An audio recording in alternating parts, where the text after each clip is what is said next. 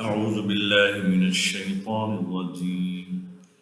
بسم الله الرحمن الرحيم. وإذ استسقى موسى لقومه فقلنا اضرب بعصاك الحجر فانفجرت منه 12 عينا قد علم كل أناس مشربهم كلوا واشربوا من رزق الله ولا تعثوا في الأرض مفسدين. وإذ قلتم يا موسى لن نصبر على طعام واحد فادع لنا ربك يخرج لنا مما تنبت الأرض من بقلها وقثائها وفومها وعدسها وبصلها قال أتستبدلون الذي هو أدنى بالذي هو خير اهبطوا مصرا فإن لكم ما سألتم وضربت عليهم الذلة والمسكنة وباءوا بغضب من الله ذلك بأنهم كانوا يكفرون بآيات الله ويقتلون النبيين بغير الحق ذلك بما عصوا وكانوا يعتدون. صدق الله العظیم. اور اس وقت کو یاد کیجیے جب حضرت موسیٰ علیہ السلام نے اپنی قوم کے لیے اللہ تعالیٰ سے پانی کی درخواست کی، پانی کے لیے دعا مانگی، پانی کے لیے درخواست کی، تو ہم نے کہا کہ آپ اپنا عصا پتھر پر ماریں، پھر اس پتھر میں سے 12 چشمے پھوٹ پڑے، ہر طبقے نے اپنے پینے کی جگہ کو جان لیا اور حکم ہوا کھاؤ اور پیو اللہ کے رزق میں سے اور وہ زمین میں فساد برپا مت کرو. اور اس وقت کو یاد کیجیے جب تم نے کہا اے موسیٰ ہم ہرگز ایک ہی قسم کے کھانے پر صبر نہیں کر سکتے، لہذا آپ دعا فرمائیں ہمارے لیے اپنے رب سے کہ وہ ہمیں ہمارے لیے نکالے یا عطا فرمائے ان چیزوں میں سے جس کو زمین اگایا کرتی ہے، زمین کی سبزی، ترکاریاں اور کھیرے، ککڑیاں اور گیہوں اور مسور کی دال اور پیاز. تو اللہ رب العزت نے ارشاد فرمایا کیا تم لوگ بدلے میں ادنا چیز کو لیتے ہو، بدلے میں ادنا چیز کو لیتے ہو، عمدہ چیز کو چھوڑ کر کے ادنا چیز تم تبدیل کر کے لیتے ہو. اہبطوا مصر، اس قریب کی بستی میں چلے جاؤ، یقیناً تمہارے لیے وہ تمام چیزیں وہاں موجود ہوں گی جو کچھ تم نے مانگا ہے. اور ان یہودیوں پر ذلت اور محتاجگی مسلط کر دی گئی اور یہ اللہ کے غضب کے مستحق ہوئے ہیں. یہ اس بنیاد پر ہے کہ وہ اللہ کی آیتوں کا انکار کرتے تھے اور انبیاء کرام کو ناحق قتل کیا کرتے تھے. اس بنیاد پر ہے کہ ان لوگوں نے نافرمانی کی اور یہ حد سے تجاوز کیا کرتے تھے. یہ سورہ بقرہ کی 2 آیتیں ہیں، آیت نمبر 60 اور 61. ان دونوں آیتوں میں الگ الگ واقعات بیان کیے گئے ہیں. آیت نمبر 60 میں یہ واقعہ بیان کیا گیا ہے کہ بنی اسرائیل جب میدان تیہ میں موجود تھے، کھلی جیل میں، تو ایک وقت ایسا آیا کہ ان کے پاس پانی کا اسٹاک جو تھا ختم ہو گیا. وہ پانی حوض میں رہا ہو یا پانی کی مشکیزوں میں، چھاگل میں رہا ہو، الغرض پانی ختم ہو گیا، پیاس کی شدت ہوئی. ان لوگوں نے حضرت موسیٰ علیہ السلام سے درخواست کی کہ آپ اللہ تبارک و تعالیٰ سے دعا مانگے کہ ہمارے لیے پانی کی انتظام ہو جائے. سیدنا حضرت موسیٰ علیہ السلام نے دعا مانگی پانی کے واسطے. پانی کے لیے دعا مانگنے کے لیے جو لفظ ہے یہاں استسقا، وَإِذِ اسْتَسْقَى، یہی لفظ حدیث پاک میں آتا ہے استسقا کے نام سے. اس آیت کریمہ میں استسقا یہ فعل ماضی صیغہ واحد مذکر غائب ہے. استسقا یستسقی، استسقان باب استفعال سے. اور حدیث پاک میں یہ لفظ اس طریقے سے آیا ہے کہ مصدر کی شکل میں آیا ہے۔ استسقاء پانی طلب کرنا یہ اس موقع کے لیے استعمال ہوتا ہے کہ قحط سالی ہو گئی، بارش نہیں ہوئی، کھیتیاں سوکھنے لگیں، تالابوں میں پانی ختم ہو جائے یا زمین میں پانی کافی نیچے اتر آئے، تو اس کے لیے دعا ہونی چاہیے۔ انشاءاللہ وہ باتیں ابھی آپ کے سامنے آئیں گی۔ الغرض حضرت موسیٰ علیہ السلام نے اپنے قوم کی شدت پیاس کو دیکھتے ہوئے اللہ تعالیٰ سے دعا مانگی، تو اللہ تعالیٰ نے آپ کی دعا قبول فرمائی ایک معجزہ دیتے ہوئے۔ دعا کی قبولیت کی طریقہ یہ بھی ہو سکتا تھا کہ آسمان سے بارش نازل ہوتی، پانی برستا، یہ لوگ پانی جمع کر لیتے، اکٹھا کر لیتے، حوض بنا لیتے، پانی چھاگل میں جمع کر لیتے۔ لیکن وہاں پھر وہی بات آتی کہ پانی جب تک ہے ٹھیک ہے، پھر حوض کا پانی ختم ہو جائے یا مشکیزوں کا پانی ختم ہو جائے تو اللہ رب العزت نے ان کے لیے پانی کا مستقل انتظام فرمایا کہ معجزے کی شکل میں ایک خاص قسم کا پتھر تھا جو سیدنا حضرت موسیٰ علیہ السلام کے پاس تھا یا اس مقام کے قریب میں تھا۔ پتھر زیادہ بڑا نہیں تھا، مفسرین نے بطور خاص علامہ سیوطی نے لکھا ہے آدمی کے سر کے برابر تھا۔ حضرت موسیٰ علیہ السلام نے اللہ کے حکم پر عمل کرتے ہوئے اپنا عصا اس کے اوپر مارا، عصا پتھر پر مارتے ہی اس پتھر میں سے 12 چشمے پھوٹ پڑے۔ آج کی زبان میں سمجھیں اس پتھر سے پانی کی 12 ٹوٹیاں، 12 نل نکل گئے، ہر ٹوٹی سے اور ہر نل سے پانی فوارے کی شکل میں ابلنے لگا۔ اللہ تبارک و تعالیٰ ہر چیز پر قادر ہیں، پتھر میں سے پانی نکال سکتے ہیں، بظاہر جہاں کہیں پانی موجود نہ ہو وہاں بھی پانی آ جائے۔ حضور اقدس صلی اللہ علیہ وسلم کے ساتھ یہ معجزہ پیش آیا۔ حدیبیہ کے مقام پر ایک مقام پر اور بھی سفر میں تھے، پانی ختم ہو گیا، صحابہ کے پاس تھوڑا بہت پانی تھا، فرمایا آپ نے اس کے بعد جو پانی ہلاؤ۔ ایک برتن میں صحابہ کرام نے پانی رکھا تو آپ صلی اللہ علیہ وسلم نے اپنا ہاتھ پانی میں رکھا برتن میں، تو آپ کی انگلیوں کے درمیان سے پانی نکلنے لگا۔ صحابہ کرام نے وہ پانی استعمال کیا ہے، پانی پیا ہے۔ تو بنی اسرائیل کے لیے اللہ تعالیٰ کی طرف سے یہ خاص انعام ہوا کہ 12 چشمے پھوٹ پڑے، پانی کے لیے 12 سوراخ بن گئے، پانی ابلنے لگا اس میں سے۔ 12 کی عدد کیوں درمیان میں آئی ہے یا 12 چشمے کیوں پھوٹے، کیوں نکالے گئے؟ اس لیے کہ بنی اسرائیل 12 خاندان میں تقسیم تھے۔ حضرت یعقوب علیہ السلام کو 12 بیٹے تھے، یوسف اور بنیامین کا نام تو آپ جانتے ہیں، باقی اور دیگر نام ہیں، یہودا وغیرہ نام ہیں۔ تو یہ 12 بھائیوں کی یا 12 بیٹوں کی اولاد 12 خاندانوں میں تقسیم ہوئی۔ حضرت موسیٰ علیہ السلام کے ساتھ بھی لوگ تھے تو 12 خاندانوں میں تھے، تو گویا ہر خاندان کے لیے ایک چشمہ متعین ہو گیا تاکہ پانی لینے میں کوئی دقت پیش نہ آئے۔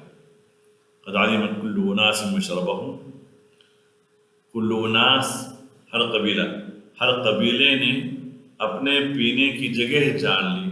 مشرب اس میں ظرف ہے، پانی پینے کی جگہ، ہمیں کون سا چشمہ ہمارا حصہ ہے، ہمارا ہے، اس میں سے پانی وہ لوگ لینے لگے۔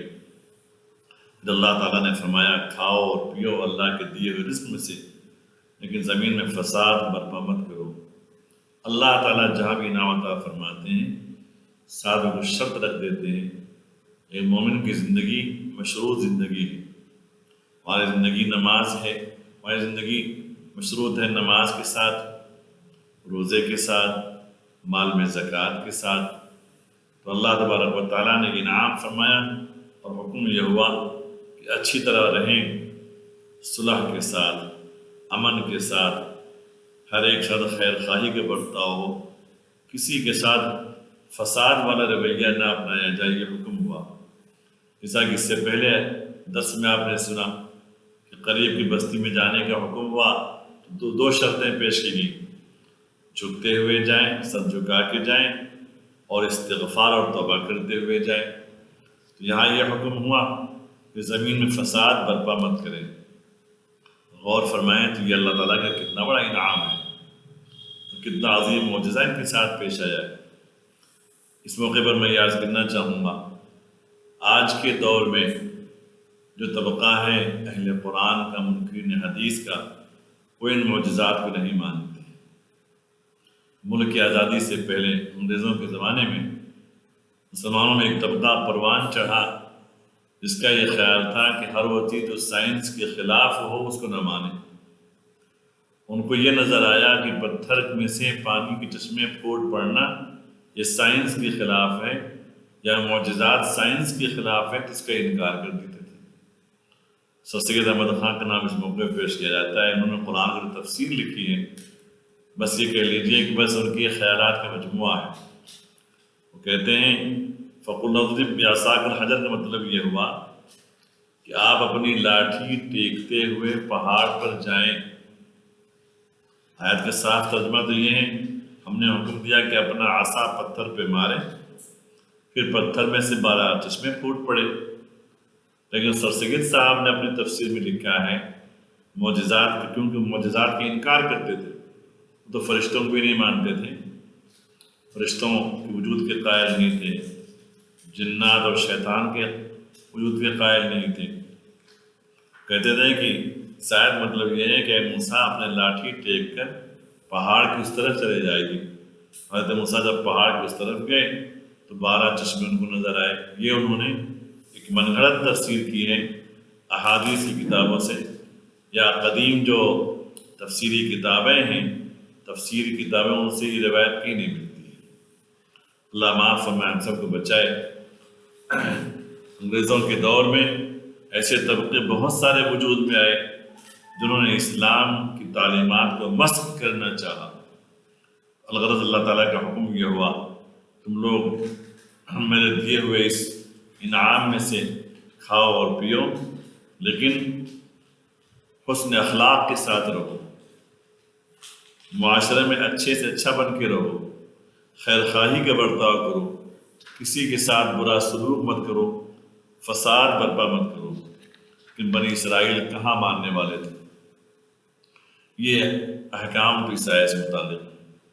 اسلام میں نماز استسقاء، پانی نہ ہونے کی صورت میں، بارش نہ ہونے کی صورت میں اللہ تعالیٰ سے دعا کی جائے، نماز پڑھی جائے، اس کو نماز استسقاء کہا جاتا ہے، دعا استسقاء۔ اس آیت کریمہ سے حضرت موسیٰ کا جو عمل ملتا ہے وہ تو یہ ہے کہ حضرت موسیٰ نے دعا کی اللہ تعالیٰ سے پانی کے واسطے۔ حدیث پاک میں آپ صلی اللہ علیہ وسلم کے دونوں اعمال میں ثابت ہیں۔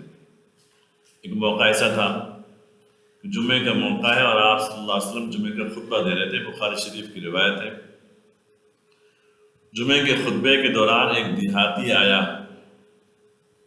سیدنا حضرت صدیق کا جو مکان تھا اس کے بازو سے وہ شخص آیا، جس مقام سے وہ دیہاتی مسجد نبوی میں داخل ہوا تھا، اس جگہ کا نام ہے باب رحمت۔ آیا، اس نے کہا یا رسول اللہ صلی اللہ علیہ وسلم، بارش بہت دنوں سے نہیں ہوئی، تالابوں میں پانی خشک ہو گیا، بھوک سے اور پیاس سے جانور مرنے لگے، تمام میدان سوکھ گئے، ہری گھاس نہیں رہی، ہم لوگوں کو بڑی دقت کا سامنا ہے۔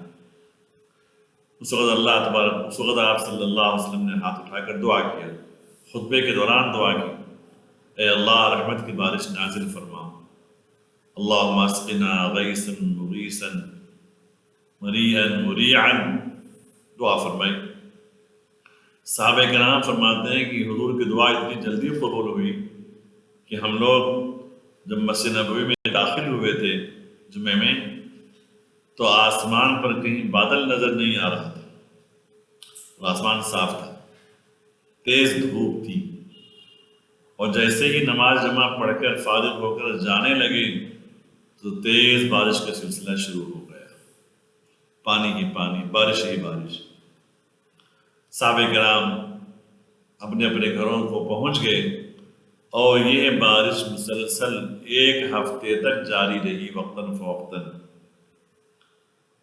اگلے ہفتے جمعے کے دن جب آپ صلی اللہ علیہ وسلم خطبہ دے رہے تھے تو اسی دوران پھر وہ دیہاتی اسی دروازے سے آیا اور کہا یا رسول اللہ صلی اللہ علیہ وسلم دعا فرما دیں بارش رک جائے، ہمارے گھر گرتے جا رہے ہیں، چھتیں گر جا رہی ہیں، دیواریں کمزور ہو گئیں، تمام تالاب بھر گئے، کنٹے بھر گئے، اب پانی کی ضرورت نہیں رہی۔ اس وقت آپ صلی اللہ علیہ وسلم نے خطبے کے دوران دعا فرمائی ہاتھ اٹھا کر اللہم حوالینا ولا علینا، کہ اللہ اس بارش کو یہاں سے نکال کر ہمارے اطراف میں پہنچا دیں جہاں بارش نہیں ہوئی ہے، پہاڑوں پر عدل آکام پہاڑوں پر بارش ہو جائے تاکہ پہاڑوں کی چوٹیوں کے ذریعے سے پانی ندی نالوں میں جا کر دیگر علاقوں کو سیراب کر سکے۔ تو اس حدیث پاک کو سامنے رکھتے ہوئے امام ابو حنیفہ علیہ رحمہ فرماتے ہیں کہ استسقاء کی اصل دعا ہے بارش نہ ہونے کی صورت میں، قحط کا وقت آ گیا ہو، تالاب سوکھ گئے ہوں، کھیت سوکھتے جا رہے ہوں، تو ایسے موقع پر بارش کی دعا کرنی چاہیے، اجتماعی دعا کر لیں، کسی میدان میں اکٹھا ہو جائیں۔ یہ امام ابو حنیفہ رحمۃ اللہ تعالیٰ علیہ کے مسئلہ کی اس موقع پر۔ لیکن حدیث پاک میں وہ روایتیں بھی ملتی ہیں کہ آپ صلی اللہ علیہ وسلم نے نماز استسقاء پڑھائی، مسجد نبوی سے کچھ آگے جا کر جہاں ترکیوں کے زمانے کے 4 مسجدیں بنی ہوئی ہیں، مسجد جمعہ ہے، مسجد غمامہ ہے، غالباً ایک مسجد استسقاء بھی ہے وہاں پر، وہ بھی ثابت ہے کہ آپ نے اس کی نماز بھی پڑھی ہے۔ حضرت امام شافعی، امام مالک علیہ السلام، امام احمد بن حنبل فرماتے ہیں کہ استسقاء کے لیے نماز ہونی چاہیے، نماز کا طریقہ ہے، البتہ متأخرین احناف نے اس کی اجازت دی ہے کہ استسقاء کے لیے نماز بھی پڑھی جا سکتی ہے اور اس میں دعا کا بھی اہتمام کیا جائے، تو دونوں حدیثوں کو جمع کر لیا جائے، نماز بھی ہو اور اس کے ساتھ ساتھ دعا بھی ہو۔ یہ ہے نماز استسقاء کی اہمیت، اور اللہ کا فضل و کرم ہے، اکثر دیکھنے میں آیا ہے کہ جہاں اخلاص کے ساتھ نماز استسقاء ادا کی گئی بارش کا سلسلہ رک جاتا ہے، بارش کا سلسلہ شروع ہو جاتا ہے۔ خالی میدان میں نماز پڑھی جائے، ساتھ میں خواتین بھی آ جائیں، پردہ نشی خواتین، چھوٹے بچے آ جائیں، جانوروں کو بھی لا لیں، اور پرانے کپڑے پہن کر جائیں، میلے نہ ہوں، پرانے ہوں، پھٹے ہوئے ہوں، یہ اپنی کمزوری اور بے بسی اور محتاجگیوں کو دکھانا ہے کہ اے اللہ ہم سب کے سب محتاج ہیں آپ ہی کے، اور آپ ہی کی ذات بے نیاز ہے۔ اس کے بعد دوسری آیت جو آپ سن تلاوت دی گئی ہے سورہ بقرہ کی آیت نمبر 61 ہے، جس میں بنی اسرائیل کا وہ واقعہ پیش کیا گیا ہے جس کا حوالہ میں نے اس سے پہلے درس میں دیا تھا۔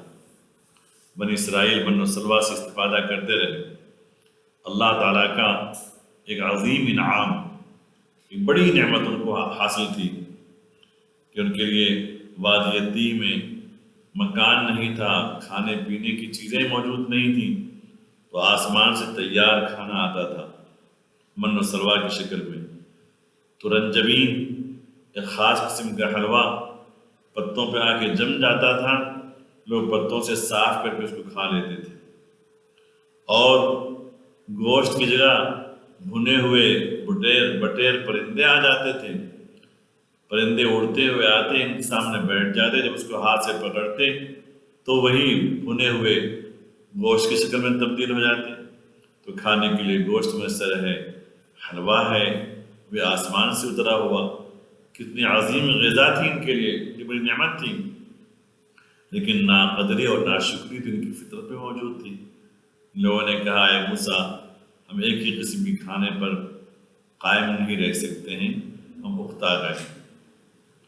اب دعا کیجیے اللہ تعالیٰ سے ہمارے لیے کہ ہمیں وہ غذائیں ملیں جو عام طور پر انسانوں کے کھانوں میں ہوا کرتی ہیں، سبزیاں ہیں، کھیرا ہے، ککڑی ہے، گیہوں ہے، مسور کی دال ہے، پیاز ہے، لہسن ہے، ہم کو یہ چیزیں ملنی چاہیے، ہم اس کے خواہش مند ہیں۔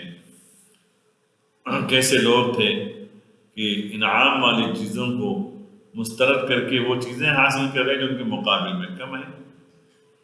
تو اللہ تعالیٰ نے اسی لیے فرمایا اتستبدلون الذی هو ادنی بالذی هو خیر، اچھی چیزوں کو چھوڑ کر اس کی جگہ کمتر چیزوں کو تم لے رہے ہو، کیسے ہو تم؟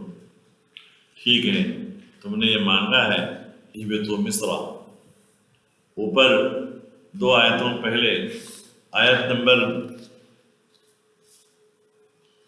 59 میں جو مضمون آیا تھا وَإِذْ قُلْنَا ادْخُلُوا هَٰذِهِ الْقَرْيَةَ، اور اس وقت کو یاد کیجیے جب ہم نے کہا تم اس بستی میں داخل ہو جاؤ اور جیسا چاہو وہاں سے کھاؤ فراخی کے ساتھ۔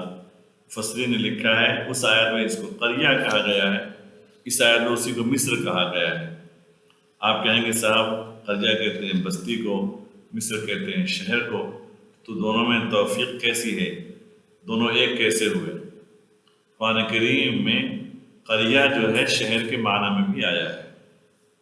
آپ کو یاد ہوگا آیت کریمہ اس میں اہل مکہ نے کہا تھا فَلَوْلَا أُنزِلَ هَٰذَا الْقُرْآنُ عَلَىٰ رَجُلٍ مِّنَ الْقَرْيَتَيْنِ عَظِيمٍ، آخر یہ قرآن ان دونوں بستیوں میں سے کسی بڑے آدمی پر کیوں نہیں اترا؟ تو وہاں قریتین سے مراد مکہ ہے اور مدینہ ہے، جبکہ آپ جانتے ہیں کہ مدینہ اور مکہ یہ شہر تھے، گاؤں یا قریہ یا کوئی بستی نہیں تھی۔ تو لفظ قریہ شہر کے معنی میں بھی استعمال ہوتا ہے، جیسا کہ اس آیت کریمہ میں مکہ مکرمہ اور مدینہ منورہ ان دونوں شہروں کے لیے قریہ کا لفظ آیا ہے۔ تو خیر، تو اللہ تعالیٰ نے فرمایا جاؤ اتر جاؤ اس شہر میں۔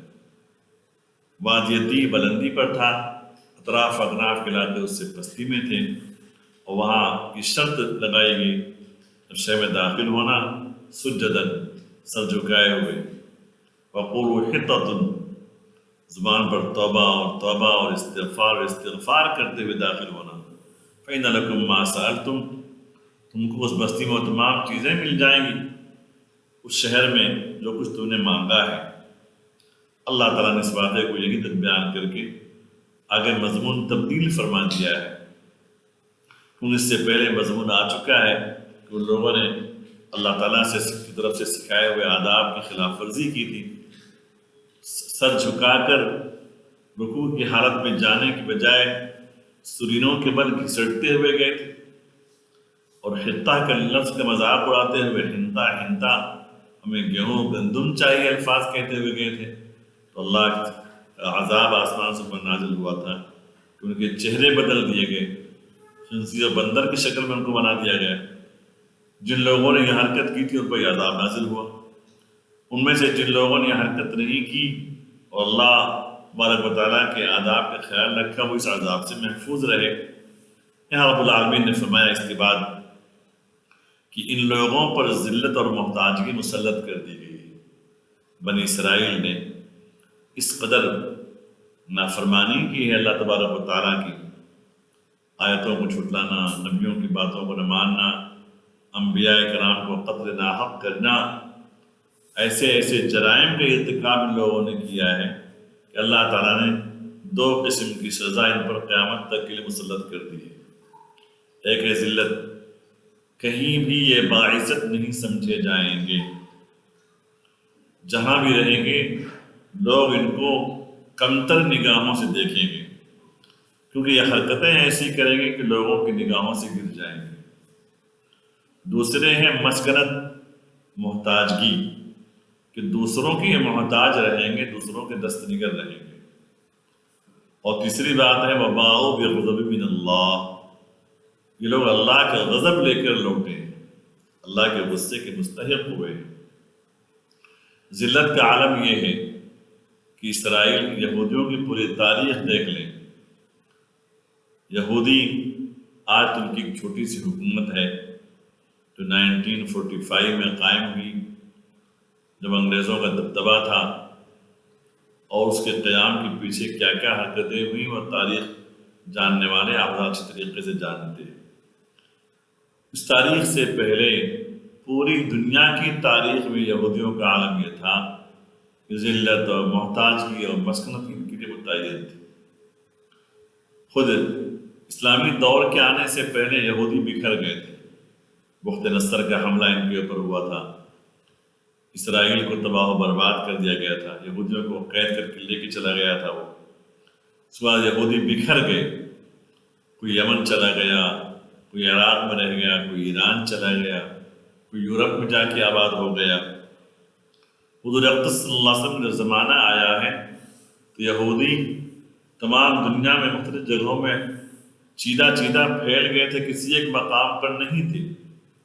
تو یہودی یمن میں تھے تو یمن کے یہودی مدینے میں بھی آ کے مقیم ہو گئے تھے۔ ان لوگوں کی حرکتیں یہاں پر ایسی تھیں کہ لوگوں کا استحصال کرنا، اسلام کے خلاف لوگوں کو اکسانا، مشرکین کو اٹھانا، ان کو لالچ دینا پیسوں کا، ہتھیاروں کا۔ چنانچہ ایسے ان کی ہتھ کنڈے ہوئے۔ حضور اقدس صلی اللہ علیہ وسلم نے ان کی جرائم کی بنیاد پر مدینے سے ایک ایک کر کے ان کو بے دخل کیا گیا۔ قبیلہ بنو نذیر کو، بنو قریظہ کو، بنو قینقاع کو خیبر بھیج دیا گیا۔ خیبر میں رہ کر بھی وہ لوگوں کو جنگ پر آمادہ کرتے تھے اسلام کے خلاف، وہاں بھی جنگ کی گئی، ان کے تمام قلعے قبضے میں آئے۔ پھر اس کے بعد یہودی ملک شام چلے گئے۔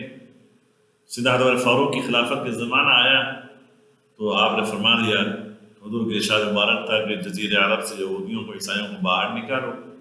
عرب کی سرزمین سے باہر نکال دیا گیا، کچھ اسپین چلے گئے، کچھ یورپ چلے گئے، کچھ ترکی کے علاقے میں چلے گئے، لیکن جہاں بھی رہیں گے دوسروں کے دست دیگر رہیں گے، کوئی حکومت نہیں تھی۔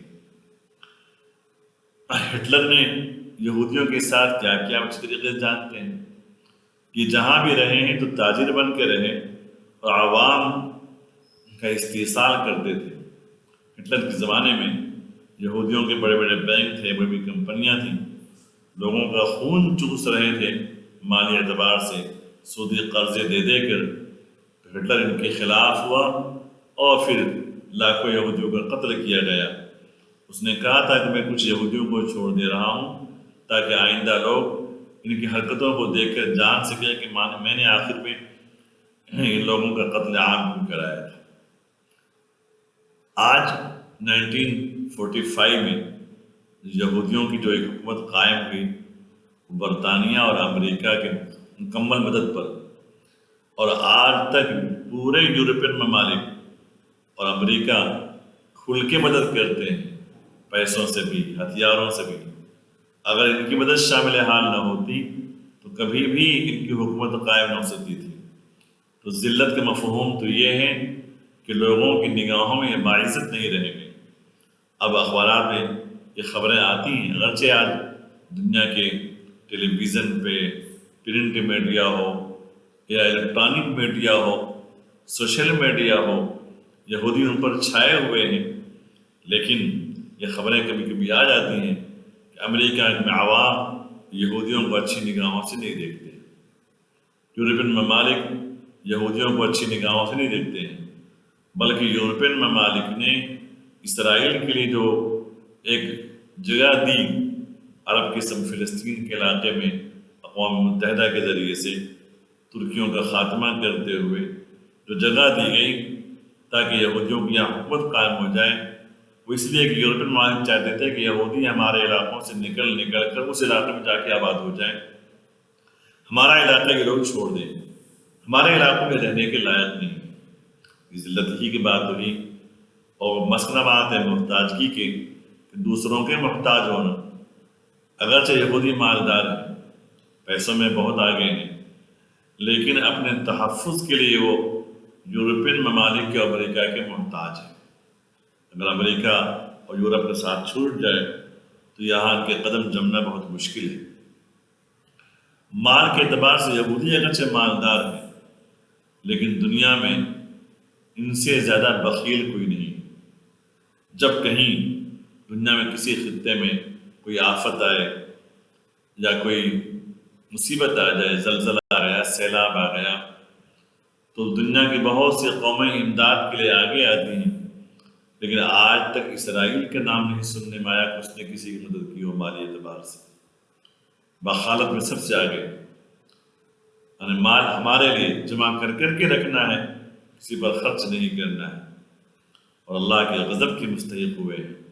اور نے لکھا ہے مفسرین نے کہ قرب قیامت میں جب دجال آئے گا تو دجال بھی یہودیوں میں سے ہوگا، 40 دن ان کی حکومت رہے گی ان یہودیوں کی، بس یہی 40 دن ہی ان کی حکومت رہے گی، پھر امام مہدی تشریف لا چکے ہوں گے، حضرت عیسیٰ علیہ السلام آسمان سے اتریں گے دمشق میں اور ان کی قیادت میں جنگ ہوگی یہودیوں سے، حضرت عیسیٰ علیہ السلام مقام رب پر دجال کا خاتمہ کریں گے، پھر یہودی حکومت ختم ہو جائے گی۔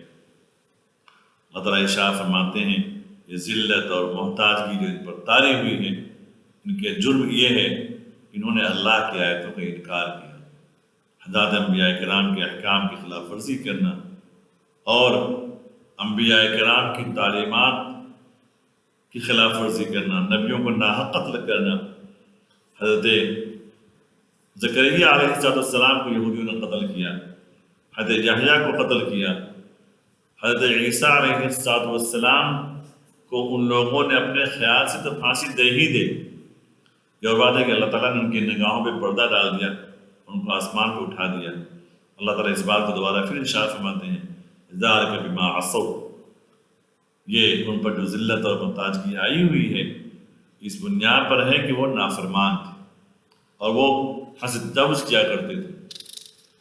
ابن کثیر نے اس آیت کا مفہوم یہ بھی لکھا ہے ذلت اور محتاجی کے بارے میں، لا یزالون مستذلین من وجدہم استذلہم وضرب علیہم الصغار، کہ برابر یہ ذلیل خوار ہوتے رہیں گے، جو بھی حکومت ان کو پائے گی ان کو ذلیل کرے گی اور ان کے اوپر اور ان کی ذلت اور رسوائی کے لیے ان کے اوپر کوڑے برسائے جائیں گے، یا یہ کہ دیگر قوموں کو پیسہ دے کر ذلیل رسوا ہو کر ان کے ساتھ یہ رہیں گے۔ یہ اس کا مفہوم بیان کیا گیا ہے۔ اسی آیت کا اسی مضمون کا ایک حصہ یہ پارے 4 میں آ رہا ہے سورہ آل عمران میں، انشاءاللہ اس موقع پر باقی تفصیل پیش کی جائے گی۔ اس موقع پر ایک عبرت ہے، اللہ تبارک و تعالیٰ کے یہاں عدل انصاف ہے۔ یہودیوں نے جو حرکتیں کی وہی حرکت کوئی اور قوم بھی اگر کرے گی تو اس پر بھی عذاب آئے گا۔ ہم تمام کو اس بات کی تعلیم دی جا رہی ہے کہ اگر تم اللہ کی آیتوں کا انکار کرو گے، اللہ کے نیک بندوں کو قتل کرو گے اور احکام کی خلاف ورزی کرو گے تو تم بھی ذلیل خوار ہوگے، رسوا ہوگے۔ آپ جانتے